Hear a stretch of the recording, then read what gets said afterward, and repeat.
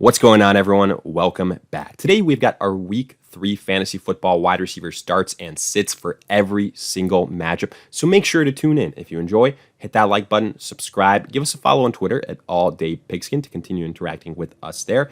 And let us hear it in the comment section. Do you agree, disagree, along with any other questions you guys might have? We will do our best to answer them all. But with that being said, let's get right into it. Real quick, before getting into our breakdown, a quick word from our partners at Prize Picks, which is our favorite DFS site of choice this NFL and fantasy football season. If you guys aren't familiar with them, do yourself a favor and check them out. In fact, when you sign up right now and use code ADP, you get a 100% deposit match up to $100. And look, we're already doing all this research for fantasy football matchups. So why not take advantage of it and get some profits as well? Prize Picks, well, they allow you to basically do exactly that. They have so many different player prop bets, not only in terms of single stat DFS, but also in terms of fantasy score. And you can combine them any which way you want. Super simple, super easy to use. All you have to do, choose two more players from the board, and then just pick the over-under on their projected fantasy score or on their single stat. Again, pretty much for every single matchup as the week progresses, those options will be updated even more so. And then the great thing is you've got two different options in terms of how you want to bet it, whether it's a flex play, so that way you can miss one of your selections but still win. Obviously, that's the safer choice. Or if you want more bang for your buck, check out the power play, where if you get all your picks correct, well, you win even bigger. So again, check all of that out. Details in the description.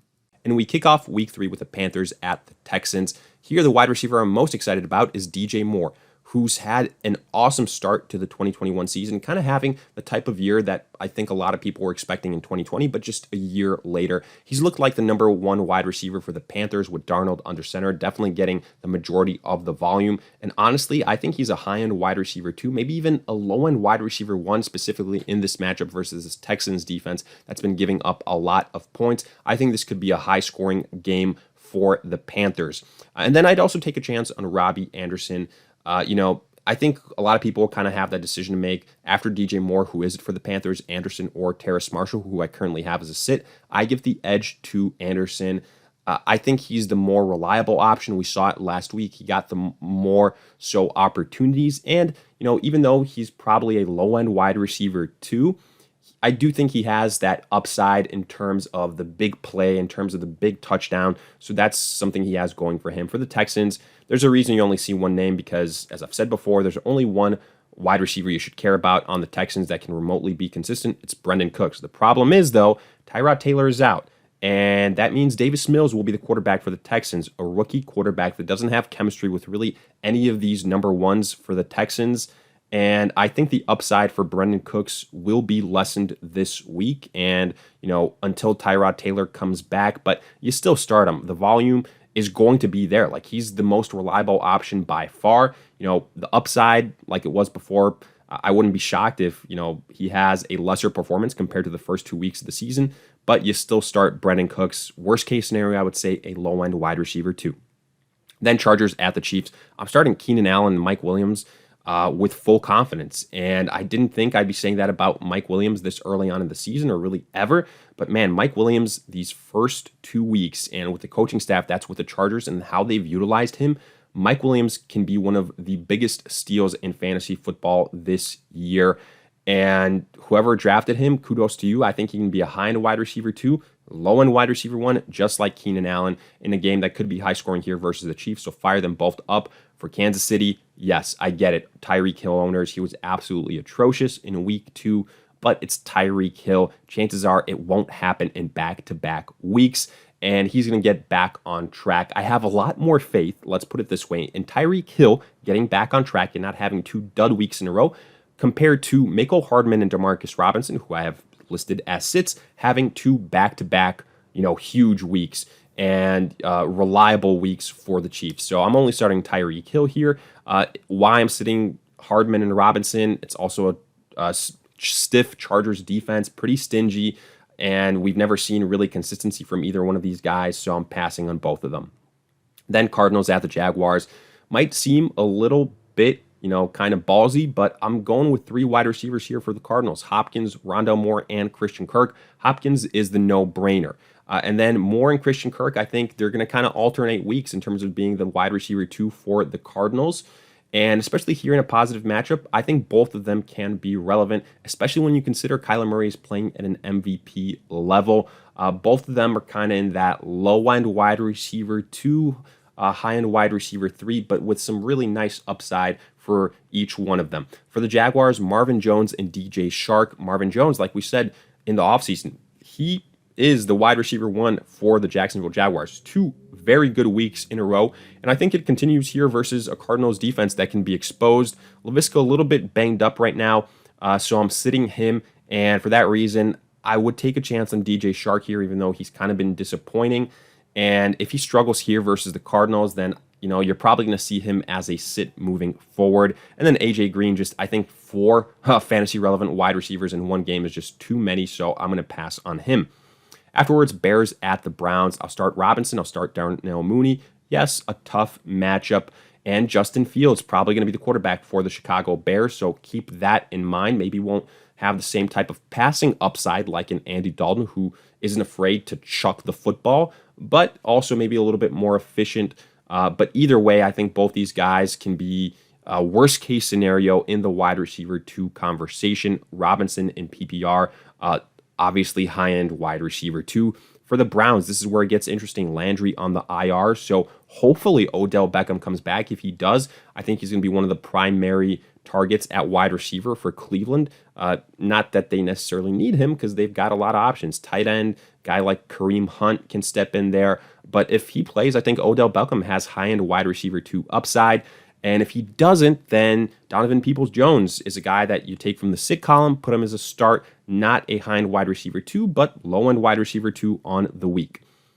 Then Washington at the Bills. I think this is a similar situation for both these teams and wide receiver duos. I'm starting McLaurin, I'm starting Humphries, and then I'm starting Diggs, and I'm starting Cole Beasley.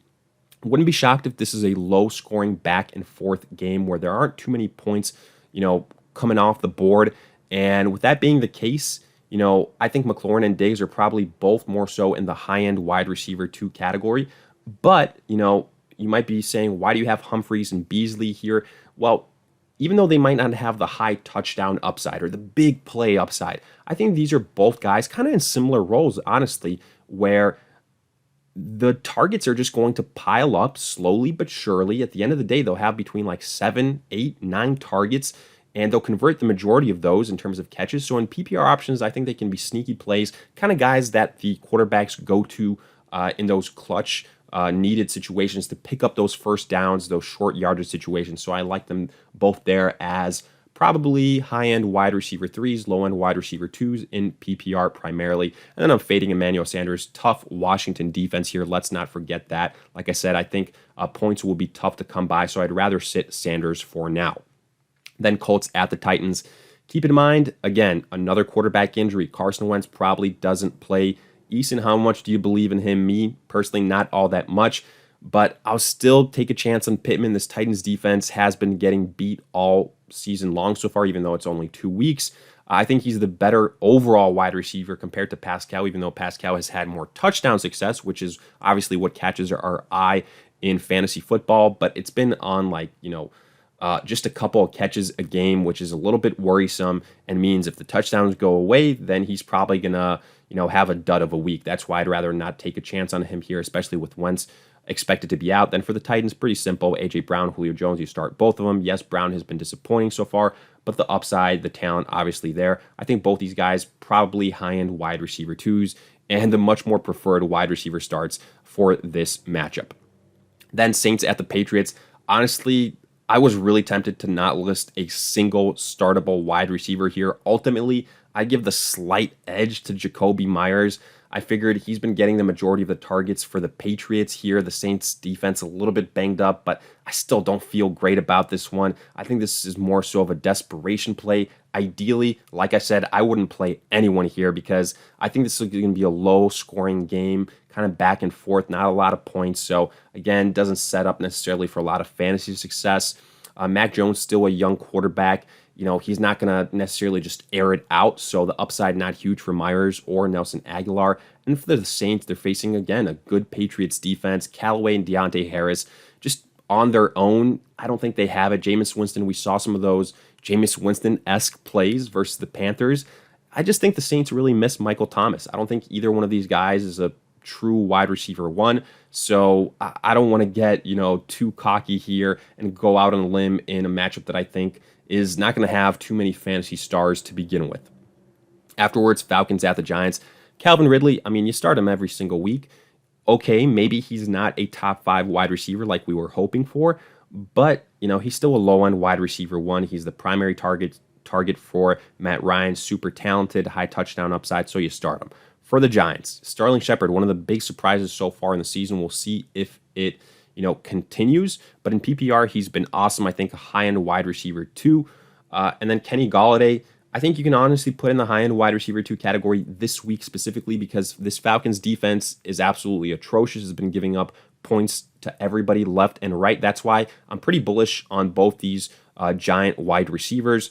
You might be asking, then why not Darius Slayton? Because on the flip side, I think the Giants, rushing-wise, kind of try to unleash Saquon Barkley here, so I just don't think there's going to be room for that third fantasy-relevant wide receiver. And then I'm sitting Russell Gage. Yes, it was nice to see him get a decent amount of targets last week, but that was a high-scoring affair, kind of pretty back and forth. I don't necessarily think that'll be the case here.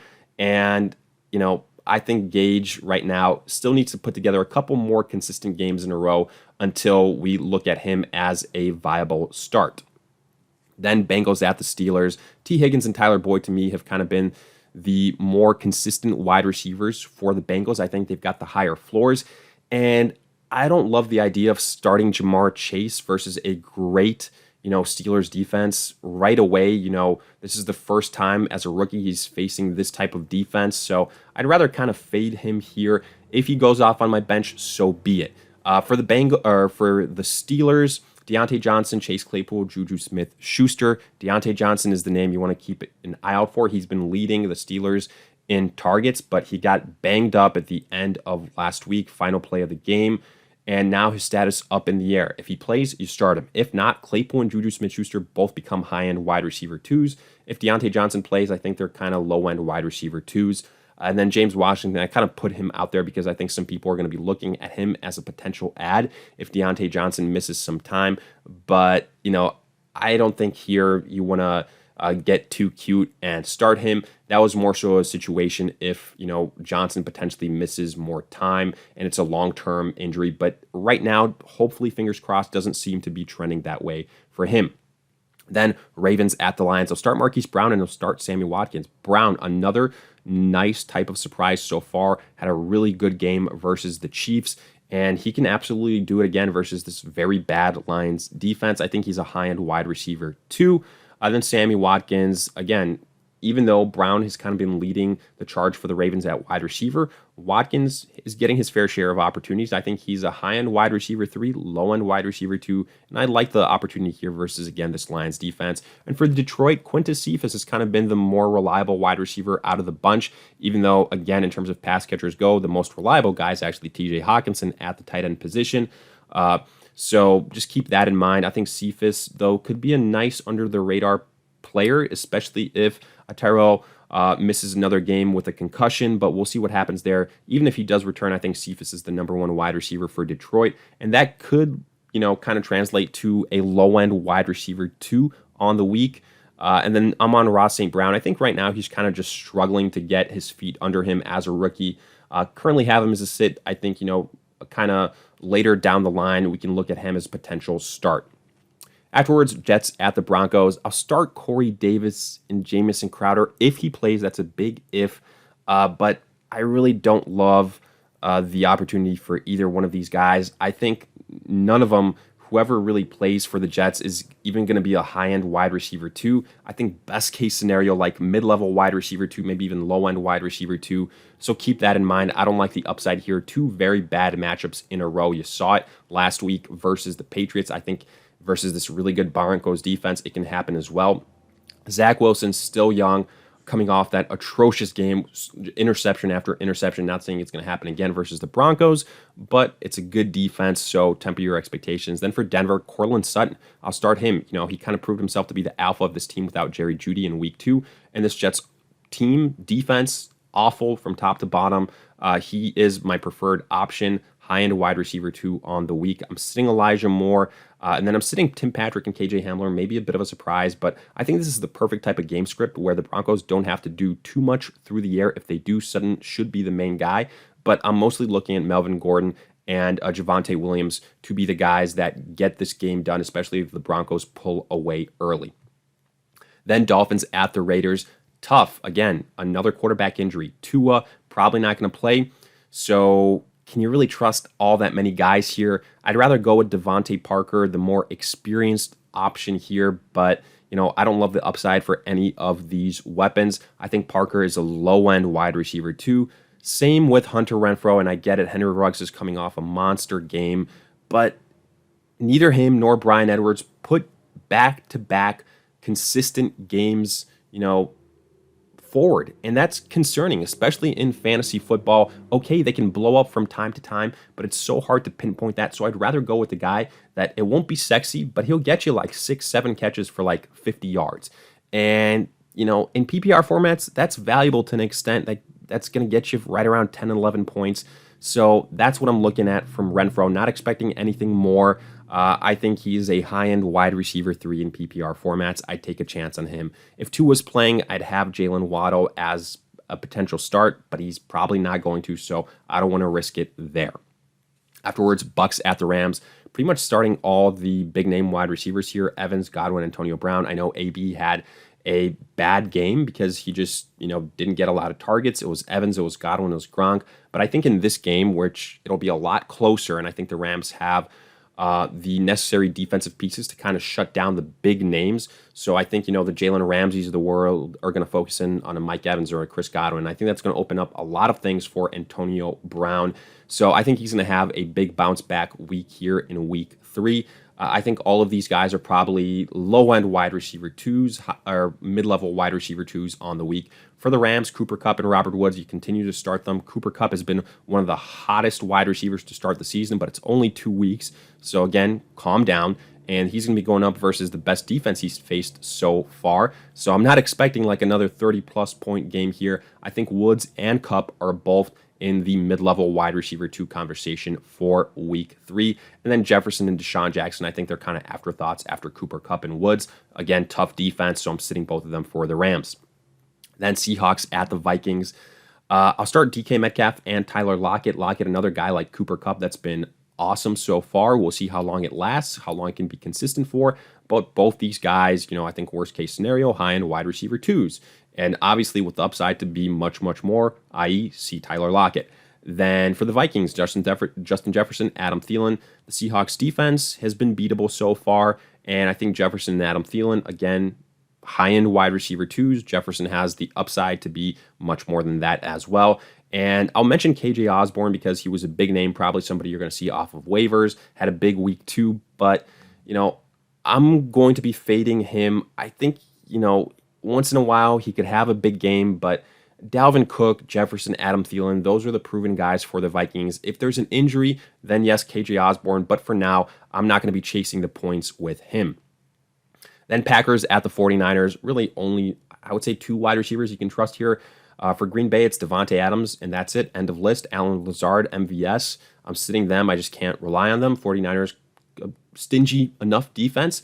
I honestly see Lazard and MVS kind of like Demarcus Robinson and Mecole Hardman of the Chiefs, and like Adams is the Tyreek Hill of the group. So he's the most reliable one. I'd start him. Wide receiver 1 for the 49ers, Deebo Samuel.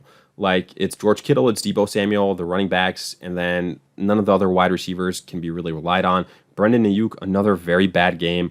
I think you got to sit him until, he's trusted or he's, whatever the situation is, until that situation gets right. This Packers defense, very beatable, like we've seen so far, but, with the usage we've seen from Brandon Ayuk, I'm not sure whether it's, talent related. I'm not sure whether it's health related. Just right now, he's too big of a liability, so I'm passing on him. Then Eagles at the Cowboys. I'll start DeVonta Smith. Yes, he's coming off a bad game, but he still got the majority of the opportunities here, and I think he bounces back, so I like him. I think he's a mid-level wide receiver 2 on the week. Don't trust any of the other Philly wide receivers. Rieger, Quez Watkins, another guy similar to a KJ Osborne. I'm not chasing the points on. For the Cowboys, Amari Cooper, CeeDee Lamb, you start him every week. Both high-end wide receiver 2s. It's as simple as that. But with that, we wrap up our Week 3 fantasy football wide receiver starts and sits. And as always, let us hear it in the comment section. Did you agree, disagree, along with any other questions you guys might have? If you enjoyed, hit that like button, subscribe, give us a follow on Twitter at AllDayPigskin to continue interacting with us there. But in the meantime, we'll see you guys in future videos.